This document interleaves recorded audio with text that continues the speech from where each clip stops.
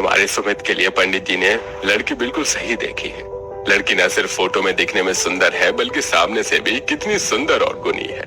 सही कहा था पंडित जी ने, लड़की सर्वगुण संपन्न है। कितनी संस्कारी लड़की थी, आते ही सबके पैर छुए, प्यार से बातें की, इतना अच्छा खाना बनाना जानती है, उसने तो मेरा दिल ही जीत लिया। माँ जी, ऐसे ही किसी की भी तारीफ नहीं की जाती, और मुझे नहीं लगता कि आप जिस लड़की को देखकर आए हैं वो सच में इतनी गुणी होगी। एक लड़की में इतनी सारी खूबी नहीं होती। और रही सुंदरता की बात, तो मेरी कजिन भी सुंदर है, पर उसे तो आपने रिजेक्ट कर दिया। तुम पहले से यहाँ पर हो, तुम्हारी बहन भी आ जाती और कल को तुम्हारे बीच कुछ अनबन हो जाती तो तुम्हारा दोनों तरफ से रिश्ता चाहता, समझी तुम। और मैं भी गया था माँ पापा के साथ। लड़की सच में बहुत अच्छी है। सही बोल रहे हो भैया, मुझे भी अपनी होने वाली भाभी बहुत पसंद आई। भाभी, अगर आप जाती ना तो आपको भी पक्का आपकी देवरानी काफी पसंद आती। आखिर इतनी भी क्या पसंद आ गई इन्हें वो लड़की, जो ये सब उसकी इतनी तारीफ कर रहे हैं। कोई बात नहीं, आने दो इस घर में। उसकी सच्चाई तो मैं सबके सामने ला कर ही रहूंगी, और सबको तब बताऊंगी कि घर के लिए वो लड़की नहीं, मेरी बहन ही सही थी। अपनी होने वाली देवरानी की तारीफ सुनकर नेहा का मुंह बन जाता है और वो खाना बनाने के लिए रसोई में जाती है। इसी तरह कुछ महीने बीत जाते हैं और बहुत जल्द कविता की शादी सुमित से हो जाती है। भाभी, आपको पता है इस दिन का हम कब से इंतजार कर रहे थे? अरे बस बस, अपनी भाभी को पकाती रहेगी या उसे उसके कमरे तक भी ले जाओगी? माँ जी अच्छे बनने का कितना ढोंग करती हैं। मुझे क्या, कुछ दिनों में मेरी प्यारी देवरानी को पता चल जाएगा कि उसकी सास कैसी है, और मेरी प्यारी सास को पता चल जाएगा कि मेरी फूल जैसी दिखने वाली देवरानी, जिसकी वो इतनी तारीफ कर रही थी, असल में वो तारीफ के लायक है कि नहीं। नेहा अपनी मौसी की बेटी की शादी अपने देवर से करवाना चाहती थी। बस यही वजह थी कि नेहा अपनी देवरानी को नापसंद करती है। कुछ देर में सुबह हो जाती है और कविता अपनी पहली रसोई के लिए रसोई में जाती है, जहां आशा और काजल कविता से कहती हैं, बड़ी बहू ने तो कभी भी इस घर की और बहू होने की जिम्मेदारी सही से नहीं निभाई, पर अब तुझे इस घर को जोड़ के रखना है। अब से इस घर की और रसोई की सारी जिम्मेदारी तेरी है। माँ जी, आप फिक्र मत कीजिए, मेरी तरफ से आपको कभी कोई शिकायत का मौका नहीं मिलेगा।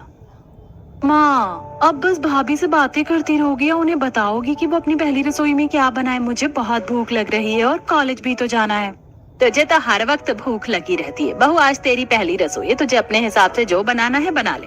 अच्छा, अब मैं चलती हूँ, जरा देखती हूँ तेरी जेठानी क्या कर रही है, क्योंकि उसकी तो सुबह ही 8 बजे होती है।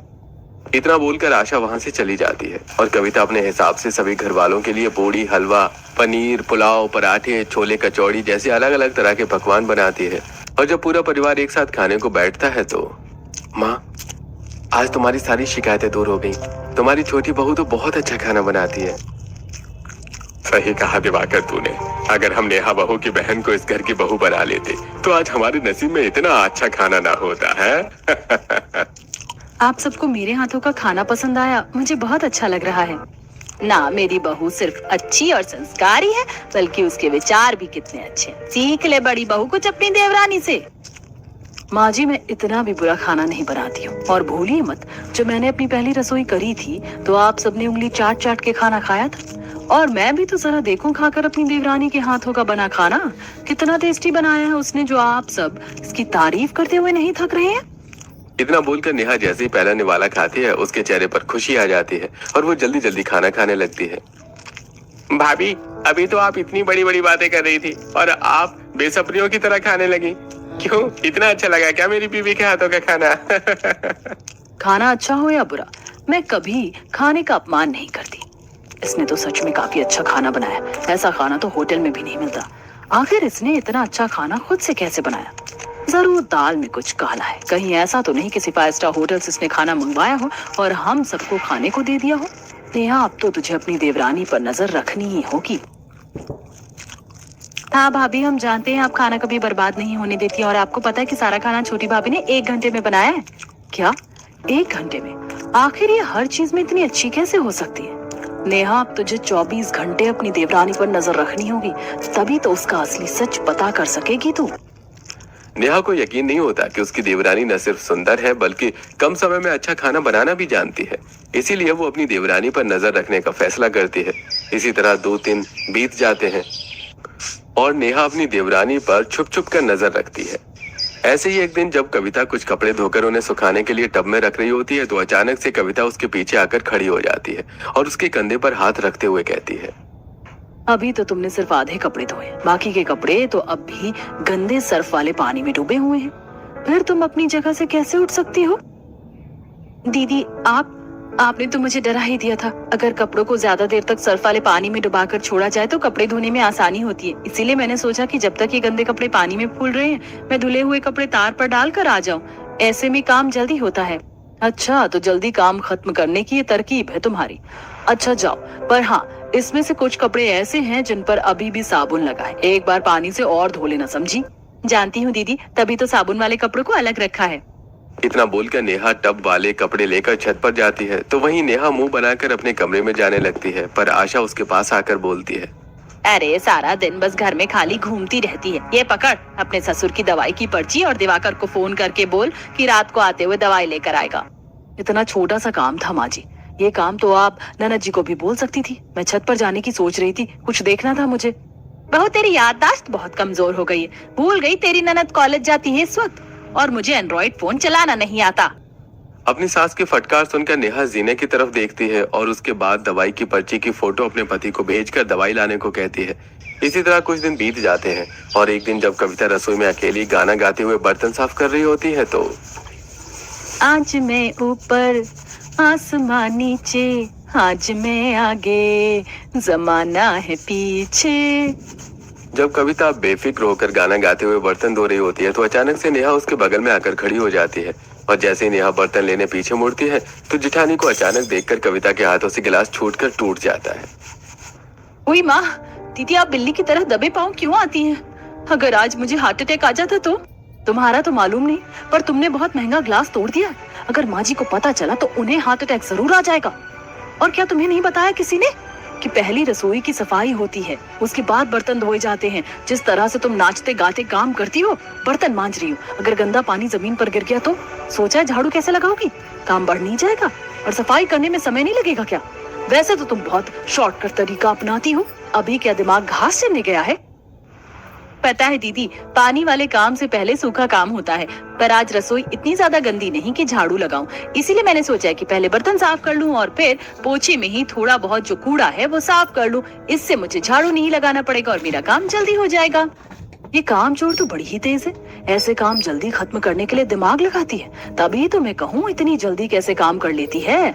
अब समझ में आया क्यों घर वाले इसकी इतनी तारीफ कर रहे थे। चुड़ैल कहीं की, मेरी बहन की जगह खाकर आ गई मेरी देवरानी बनकर। पर मैं इसे ज्यादा दिन सबकी लाडली बनकर नहीं रहने दूंगी।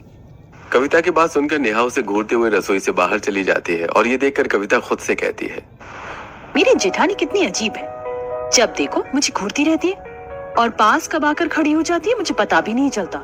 ऐसा लगता है कभी कभी मानो जैसे कि ये मुझ पर नजर रखती हैं। खुद से बात करके कविता फिर से काम पर लग जाती है और रात को सोने से पहले बेड पर बैठे हुए सुमित से अपनी जेठानी की बातें करती है। सुमित, गलत मत समझना, पर पता नहीं तुम्हारी भाभी मुझे थोड़ी अजीब लगती है। कहीं वो साइको तो नहीं? अरे कविता, तुम तो कुछ भी कह रही हो, मेरी भाभी बहुत अच्छी है। अच्छा, फिर मुझे इतनी अजीब क्यों लगती है जेठानी जी? शायद मैं कुछ ज्यादा ही सोच रही हूँ।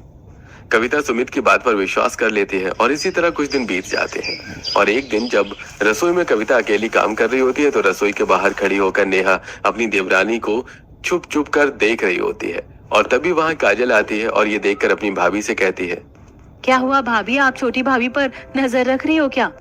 पागल हो क्या? मैं क्यों किसी पर नजर रखने लगी भला? किसी काम से आई थी और अब भूल गई। बस वही खड़ी होकर सोच रही थी।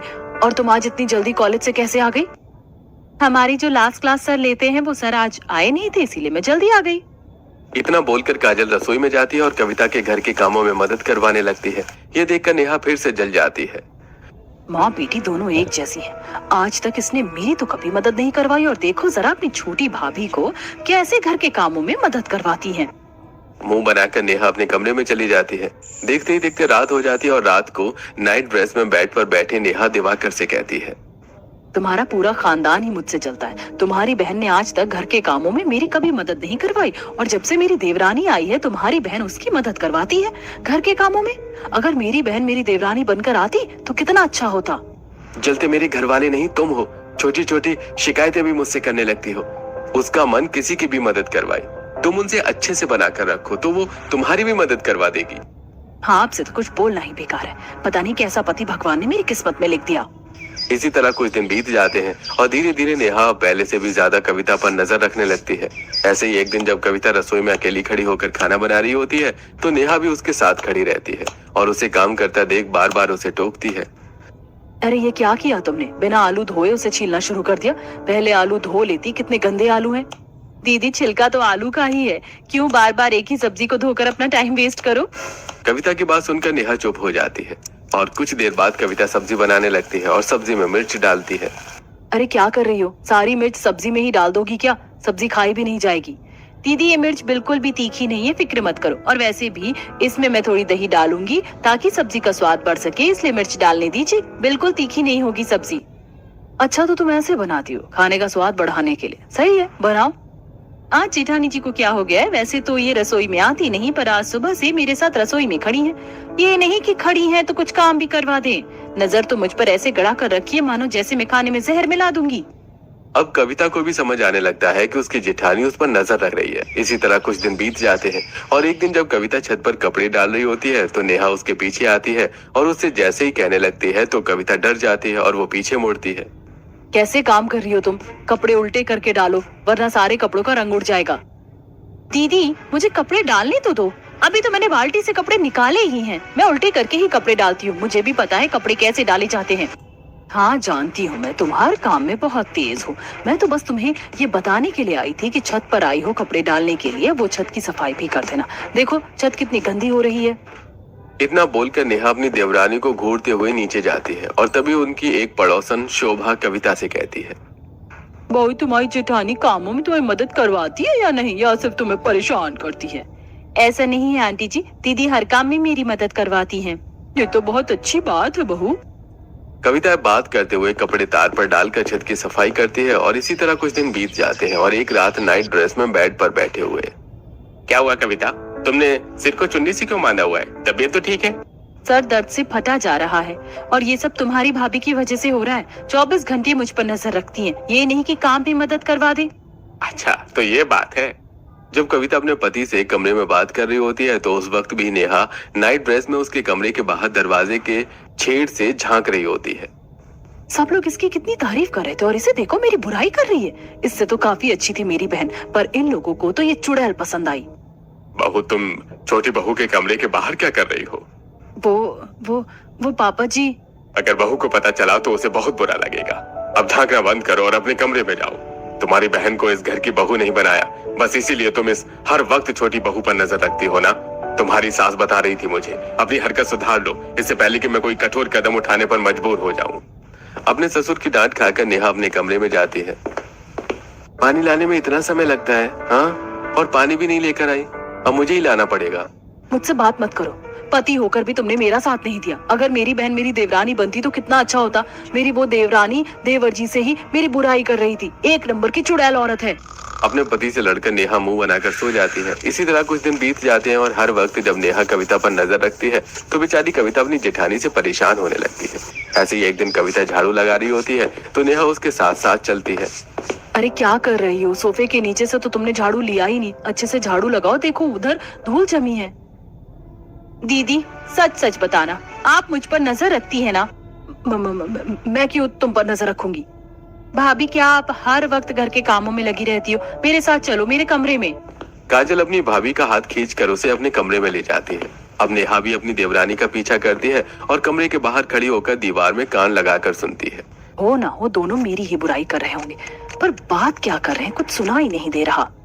जब नेहा दीवार में कान लगाकर सुन रही होती है तो कविता कमरे से बाहर आती है और अपनी जेठानी को ऐसे देखकर बोलती है, दीदी, आज तो मैंने आपको रंगे हाथों पकड़ा है। अब क्या बोलना है आपको? मुझ पर नजर रखना छोड़ दीजिए। कविता अपनी जेठानी को सुनाकर चली जाती है। इसी तरह कुछ दिन बीत जाते हैं और एक दिन कविता और नेहा अपने पूरे परिवार के साथ शॉपिंग करने के लिए जाती है। मुझे यहाँ की साड़ी अच्छी लग रही है, मैं यहीं से साड़ी लूंगी। दीदी, आप दूसरी साइड में जाओ। मुझे भी कोई शौक नहीं है तुम्हारे साथ साड़ी लेने का। वैसे भी दूसरी साइड ज्यादा अच्छी साड़ी लगी है। मैडम, पूरी दुकान हमारी है, इस तरफ से लो या उस तरफ से।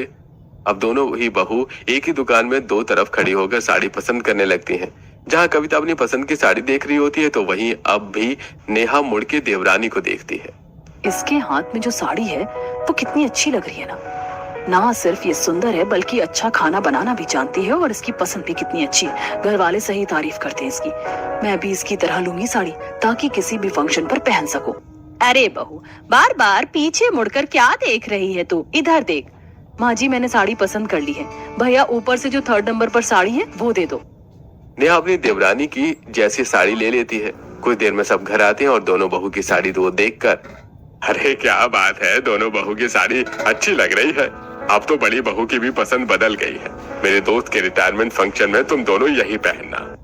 दीदी ने वही साड़ी पसंद करी है जो मेरे हाथ में थी। इससे साफ जाहिर है कि दीदी 24 घंटे मुझ पर नजर रखती है। पर क्यों? कविता का शक यकीन में बदल जाता है और अब वो परेशान रहने लगती है।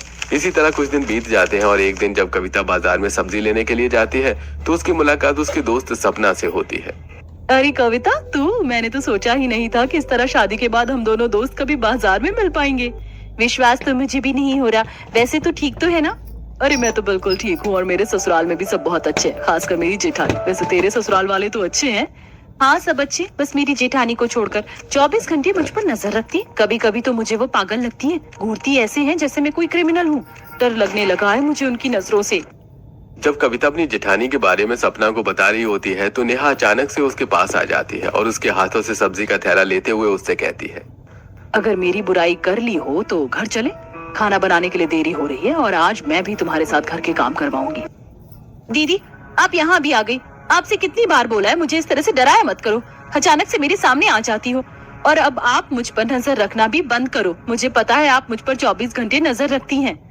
काम तो ये कुछ करवाती नहीं है, मुझ पर नजर रखने के लिए ही काम का बहाना बना रही हैं। कुछ भी मत बोलो। इतना बोलकर नेहा कविता के साथ घर आती है। कुछ ही देर में पूरा परिवार खाना खाकर अपने कमरे में सोने के लिए चला जाता है, पर कविता को नींद नहीं आती और वो डर के बेड पर बैठी रहती है। क्या हुआ कविता, तुम इतनी डरी हुई क्यों हो? सो जाओ।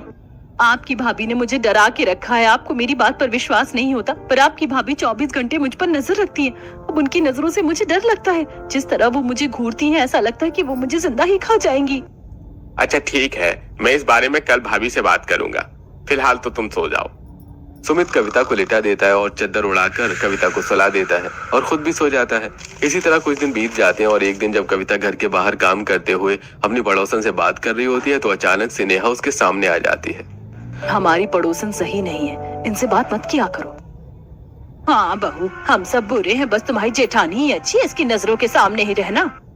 पड़ोसन की बात सुनकर नेहा अपनी पड़ोसी को भी घूरने लगती है और उसके पड़ोसी डर कर घर में चले जाते हैं, जिसके बाद कविता भी नेहा की आंखों से डर जाती है और अंदर जाकर घर के काम करने लगती है और नेहा सोफे पर बैठकर बस कविता को ही देखती है। जेठानी जी को क्या हो गया है? क्या वो सच में इतनी अजीब है कि मुझे घूरना कब बंद करेंगी? इनकी नजरों से कैसे बचूं? अच्छे से काम करना, क्योंकि मेरी नजरों से कुछ नहीं बचता और मेरी नजर 24 घंटे बस तुम ही पर है। अपनी जेठानी की बात सुनकर कविता डर जाती है और सारा काम खत्म करके कमरे में जाकर दरवाजा लगा लेती है, पर नेहा थोड़ा सा दरवाजा खोलकर उसे देखने लगती है और अपनी जेठानी को खुद पर नजर रखता देखकर कविता अलमारी के कपड़े ठीक करने लगती है। दिन हो या रात, मैं घर में रहूं या बाहर, 24 घंटे जेठानी जी बस मुझ पर ही नजर रखती हैं। क्या करूं? सुमित भी मेरी बात पर विश्वास नहीं करते। माँ जी और पापा जी से भी कुछ बोल नहीं सकती। काजल को भी मेरी बातें फिजूल लगती हैं। कविता अपनी जेठानी की नजरों से बचने के लिए पूरा दरवाजा बंद कर देती है और खुद कमरे से बाहर नहीं आती, जिसके बाद पूरा परिवार परेशान हो जाता है और जोर जोर से दरवाजा पीटता है। कविता, क्या हुआ? दरवाजा खोलो, हम सब परेशान हो रहे हैं। तो तुम कल से अपने कमरे में बाहर नहीं आई। मुझे बाहर नहीं आना, मुझे आपकी बीवी की नजरों से डर लगता है। वो 24 घंटे बस मुझे ही घूरती रहती है। पता नहीं वो 24 घंटे मुझ पर नजर क्यों रखती हैं। बहू, ये तेरी गलत फहमी है, पर फिर भी तुझे ये लगता है कि तेरी जेठानी 24 घंटे तुझ पर नजर रखती है, तो हम इस समस्या का हल निकालेंगे। तू बाहर तो आ। कुछ देर में पड़ोसी भी घर में जमा हो जाते हैं और पड़ोसी की आवाज सुनकर डरती हुई कविता बाहर आती है और वो देखती है कि उसकी जेठानी की आंखों के कंचे बाहर हैं और वो उसे ही देख रही है।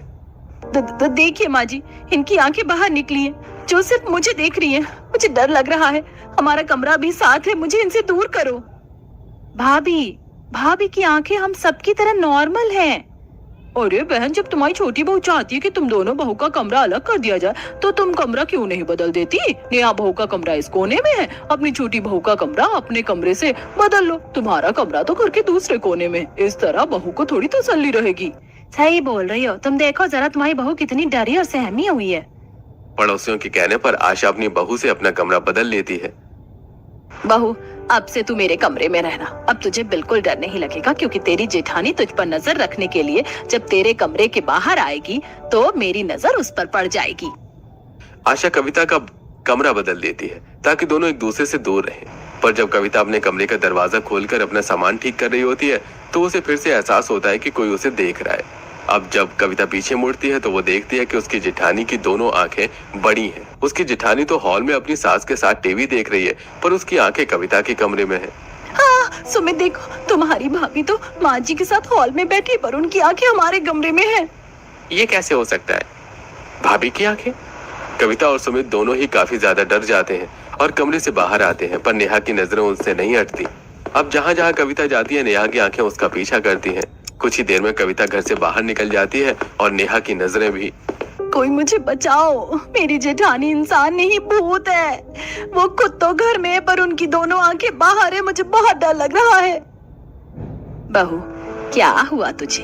तू बैठकर क्यों रो रही है? उठ आंखें खोल, हम सब तेरे सामने हैं। आशा के उठाने पर भी कविता जमीन से नहीं उठती, जिसके बाद आशा कविता को एक थप्पड़ मारती है और जब कविता आंखें खोलती है तो वो खुद को अपने कमरे में पाती है और पूरा परिवार उसके पास खड़ा होता है। कविता, तुम्हें क्या हो गया था? तुम बैठकर चिल्ला क्यों नहीं थी? माँ जी, लगता है देवरानी जी को दौरे पड़ते हैं। चुप करो तुम, ये सब तुम्हारी वजह से हो रहा है। तुम 24 घंटे मुझ पर नजर रखती हो। पता है तुम्हारी इन हरकतों से मेरे दिमाग पर क्या असर पड़ रहा है? मैंने अभी बहुत बुरा सपना देखा है। रोते हुए कविता सभी को अपने सपने के बारे में बताती है, जिसे सुनकर नेहा को काफी बुरा लगता है। कविता, मुझे माफ करना। मैं नहीं जानती थी कि मेरी वजह से तुम इतनी ज्यादा डर जाओगी। हाँ, मैं तुम पर नजर रखती थी, पर मैं तुम पर सिर्फ इसलिए नजर रखती थी क्योंकि मैं देखना चाहती थी कि तुम इतनी जल्दी कैसे काम कर लेती हो, इतना अच्छा खाना कैसे बना लेती हो। आखिर तुम में ऐसी क्या खूबी है जिसे देखकर घर वालों ने मेरी बहन का रिश्ता ठुकरा दिया और तुम्हें देवर जी के लिए पसंद कर लिया? इसके अलावा और कोई वजह नहीं थी। भाभी, आपकी नासमझी की वजह से देख लो भाभी की क्या हालत हो गई है। माफ करना कविता, मैं तुम्हारा बुरा नहीं चाहती थी। मुझे नहीं पता था कि तुम इतनी ज्यादा डर जाओगी, और सच में तुम पर नजर रखकर मैंने बहुत सी चीज सीखी है। अब तुम भी मुझे बहुत पसंद हो। अब मुझे लगता है कि घर वालों का फैसला बिल्कुल सही था। चलो, अपनी देवरानी पर 24 घंटे नजर रखकर तुझे तो अकल आई, पर तेरी वजह से बहू की हालत खराब हो गई है। कविता, अपनी बीवी की तरफ से मैं माफी मांगता हूँ। अब से तुम्हारी जेठानी तुम पर नजर नहीं रखेगी, ठीक है? नेहा अपनी गलती के लिए अपनी देवरानी से माफी मांगती है और पूरा परिवार कविता को शांत करके सोने के लिए चला जाता है और कविता नींद की दवाई खाकर सोती है। अगली सुबह जब उठती है तो कहीं भी अपनी जेठानी को नहीं देखती और इसी तरह 2 दिन बीत जाते हैं। और जब इस बार जब वो अपने पड़ोसी से बात कर रही होती है तो, तुम्हारी जेठानी कहीं बाहर गई है क्या? 2 दिन से नजर नहीं आई। नहीं, वो घर में ही है। इतना बोलकर कविता घर में आती है और चारों तरफ अपनी जेठानी को देखती है। जब नेहा उसे कहीं नहीं मिलती तो वो नेहा के कमरे में जाती है, जहाँ नेहा किताब पढ़ रही होती है। दीदी, 2 दिन से आप मेरी वजह से कमरे में हैं? नहीं कविता, ऐसा बिल्कुल नहीं है। मेरी वजह से तुम इतनी ज्यादा डर गई थी, इसीलिए मैंने सोचा कि 1-2 दिन तुम्हारी नजरों से दूर रहूंगी तो तुम्हारे अंदर का डर खत्म हो जाएगा। माफ करना मुझे। मुझे भी माफ कर दो दीदी, मैं कुछ ज्यादा ही सोचने लगी। अगर मैं ज्यादा ना सोचती तो आज मेरी ये हालत ना होती और मेरी वजह से आपको खुद को कमरे में बंद करने की जरूरत नहीं है। आपने बोला था कि आप मुझसे बहुत कुछ सीखती हैं, तो चलिए घर के कामों में मेरी मदद करवा